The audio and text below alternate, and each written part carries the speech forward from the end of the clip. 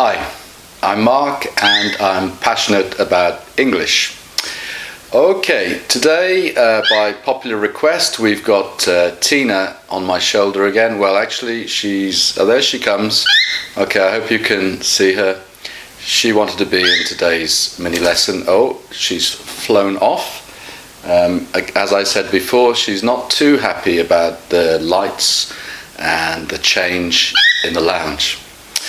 Okay, there is a saying in TV and movies, never work with animals or children because they upstage you or they steal the limelight. Steal the limelight. That means to take the attention away because, of course, animals and children are cute, so your attention is drawn towards them rather than me in this case. Okay, she'll come back to me fairly soon. Okay, another thing I wanted to say is hello Gideon. I learned so much from Gideon Shalwick on YouTube about making videos. I know they're not that brilliant yet, but I learned a lot of technical stuff and how to present. So I really want to say thank you to him. He's in Australia, but he's from New Zealand. And one last thing before we get started. I just want to say that we're coming to the end of June now, so I'm going to change the lessons a little bit in June. Firstly, I'm going to try and do every lesson on location, so film them in a different place, not just like I've been doing on my sofa. And also I will start bringing in things which are going to be more like the actual courses which start in September. So I'll look at a song in one lesson, I'll ask you to watch something on YouTube, something from the TV, and look at the language used. I might do some interviews just to give you a flavour of what's going to be in the actual lessons starting in September. Okay, the other thing I wanted to say is that by the end of August, which will be 3 months of free mini lessons, you should have learned at least 100 idioms. And I believe you need to know about 2,000 idioms. There are, of course, many more than that. But if you've learned 100 by the end of August, that's actually 5%, which doesn't sound that much. But I'll be doing 25 or more idioms in each weekly lesson. So very quickly you will start getting the hang of idioms and the meaning. Getting the hang of means starting to understand and starting to use, starting to recognize in this case. Okay, so let's pick out an idiom for today and do my best to explain it to you. Okay, so here we are. And the idiom for today is, it's up your street. Okay, and if you have a look at my website, passionateaboutenglish.com, you will see there's a tab called Up Your Street. Up Your Street means things which are good for you. So I will be putting some recommendations of songs or books and so on that tab, Up Your Street. Things which I think you'll like and things which I think will be useful for you. So up your street. Let's say, for example, there's a new cafe in Bournemouth, and I say to my friend, oh, you should really go to that cafe. I think it's right up your street. We often use right in front of this as well to emphasize the fact that it's good for you. So up your street or right up your street. Okay, Tina, I wonder whether you would help me pick a phrasal verb. Do you think you could? No, she's not really. She's not so happy about doing these lessons really, because they're not up her street when there are lights on and so on. Okay, so the phrasal verb for today is turn off. Okay, so I should imagine you know to turn on the TV and turn off the TV. Turn on the radio, turn off the radio. But there's another meaning which we can use. We can say it was a turn-off.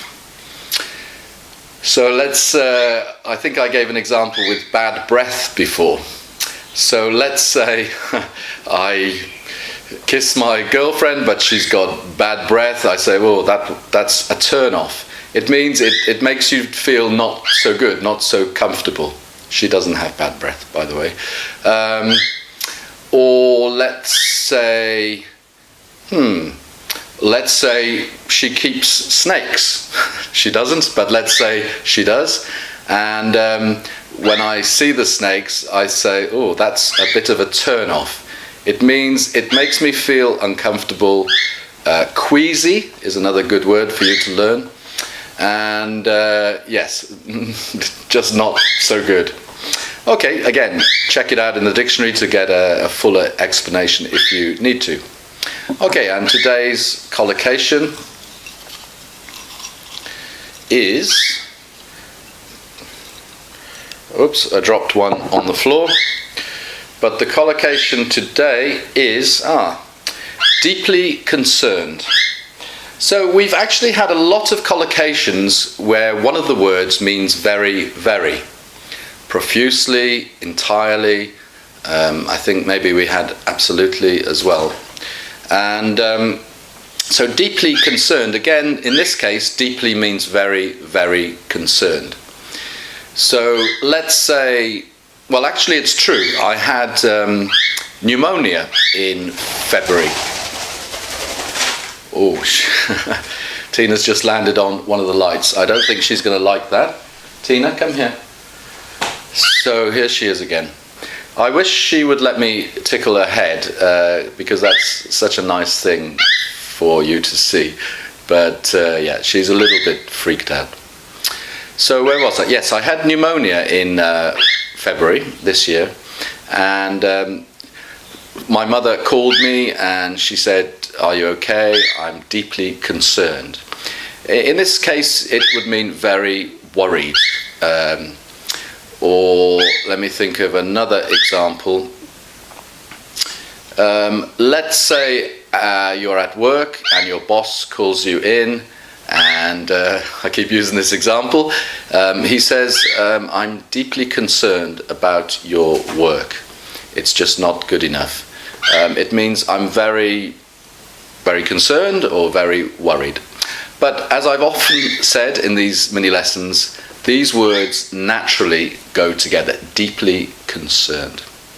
Okay, that's your idiom, which was up your street, phrasal verb, which was turn off, and your collocation, which was deeply concerned.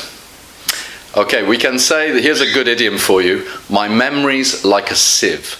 Okay, a sieve is something that you have something in. It's got lots of little holes in it. So if you put flour, for example, in the sieve, then you can shake it and the fine flour comes out, but any lumps stay in the sieve. Or you use it in different ways with cooking. Okay, so my memory's like a sieve means everything just goes straight through. I don't remember anything. That's a very, very useful idiom. Okay, so today's joke, I've actually chosen the topic today because of Tina, because Tina is a bird and she's going to come back here. And so I found a topic with, she's off again. Okay, this is quite a long one, so you need to pay attention. There's a phrasal verb, a collocation for you. A farmer buys a new cockerel to replace the elderly bird that's been ruling the roost in the hen house. The new bird struts up to the old cockerel and tells him to pack his bags. "Give me a chance," says the old bird. "Tell you what, let's have a race, and if I lose, I'll go without any trouble. All I ask is a 5-foot start to make up for my bad knee." The young cockerel agrees, and they both dash round the farmyard, with the old cock in front by a nose. The farmer sees this pulls out a shotgun and shoots the young bird dead. Damn it, he shouts. That's the third gay cockerel I've been sold this month. So this is actually, I think I'm going to have to explain, and there's some useful vocabulary in this too. So a cockerel is a male hen. The elderly bird means the old bird that's been ruling the roost in the hen house. Okay, in this case, it's the actual meaning. The cockerel, of course, is the leader, the boss of all the hens. That's the way it works with chickens, not with humans so much. But actually, it's an idiom as well. If you rule the roost, it means you are in charge, you are in control, you're the boss. The new bird struts up to the old cockerel. Strut is kind of walk in a confident or maybe overconfident manner and tells him to pack his bags. Here's another idiom. Okay, so if I say pack your bags, of course it could mean to actually put stuff in your bags, but often we use it to mean go. Okay, so give me a chance, says the old bird. Tell you what, let's have a race, and if I lose, I'll go without any trouble. All I ask is a 5-foot start. Okay, 5 foot is, foot is a measurement which we still use in Britain rather than, we use meters as well, but we still often use the old system. To make up for my bad knee. So the cockerel, he says he's got a bad knee, so to make up for my bad knee means to compensate, to give me a chance because of my bad knee. The young cockerel agrees, and they both dash round the farmyard. Okay, dash is to run very quickly and often suddenly, with the old cock in front by a nose. Okay, here's another idiom, by a nose. Okay, that comes from horse racing, because often at the end of the race it's very, very close and they need a photo finish, it's called. And for a horse, if the nose is the furthest point forward, so you can say the horse won by a nose. It means it just won. Okay, and the farmer sees this, pulls out a shotgun and shoots the young bird dead. Damn it, he shouts, that's the third gay cockerel I've been sold this month. So I think you can understand, but the old cockerel has been tricking the new young cockerels. He doesn't really have a bad knee, he just wants the farmer to see the young cockerel chasing him.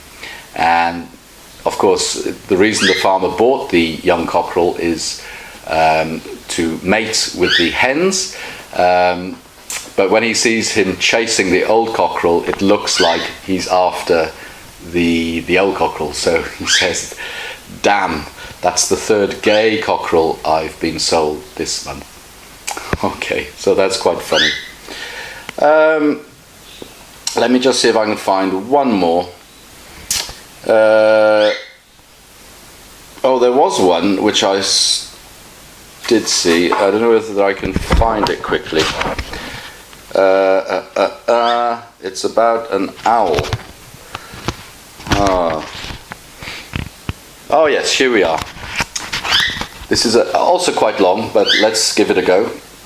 Each evening, bird lover Tom stood in his backyard, the garden at the back of his house, hooting like an owl. And one night, an owl finally called back to him. For a year, the man and his feathered friend is another word for, 2 words for bird, hooted back and forth. He even kept a log of their conversations. A log is like a record. Just as he thought he was on the verge of a breakthrough in interspecies communication, his wife had a chat with her next door neighbour. My husband spends his night calling out to owls, she said. That's odd, the neighbour replied. So does mine.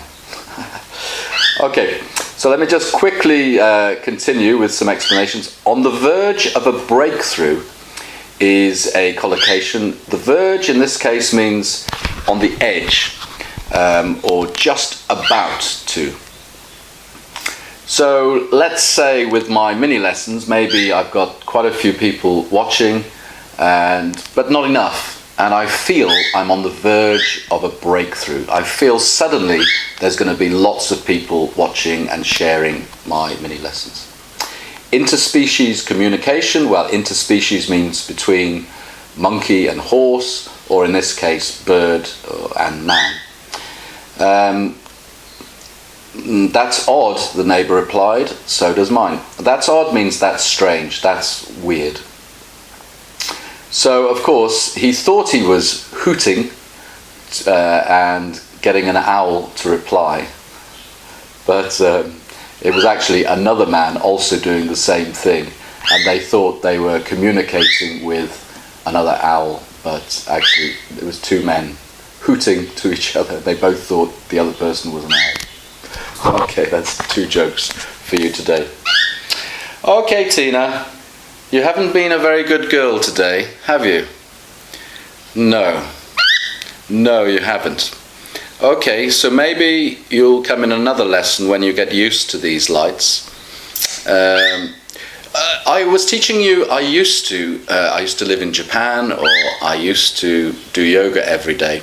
But in this case, used to means become familiar with.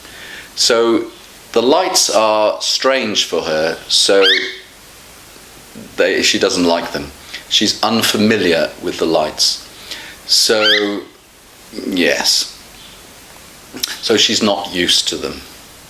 Okay, so that's a different meaning. Okay, thank you very much for watching today's lesson, and I'll have a bass riff for you soon. And just in case you didn't notice, this is a very old t-shirt I had made a long time ago, and it's faded. Faded means it's not as strong as it was. It's sort of become less. But that is also Tina. Isn't it, Tina? I'm breathing in my belly now because I need to lose a little bit of weight. So I'm pretending that I'm slim.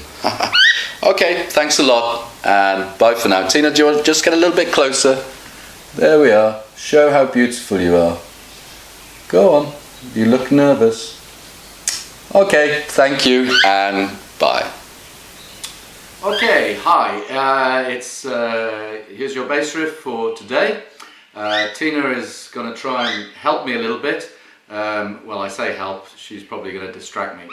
But this is a very recognisable bass riff, and you don't need to give the artist for this one, just the name of the song. It's from a TV show and a movie. See if Tina will just come back on my shoulder just so you can see her. There we go. Okay, so here it is.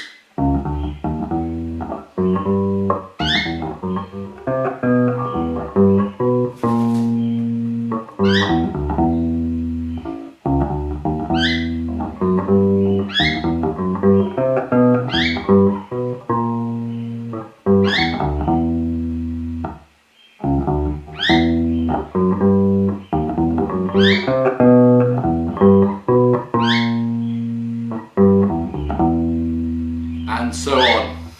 Okay, I can play the rest, but I just wanted to give you that bass riff there. Okay, that's the end of today's mini lesson. I hope you enjoyed it. Please check out passionateboutenglish.com as usual, and look forward to seeing you in the next mini lesson. Okay, bye for today.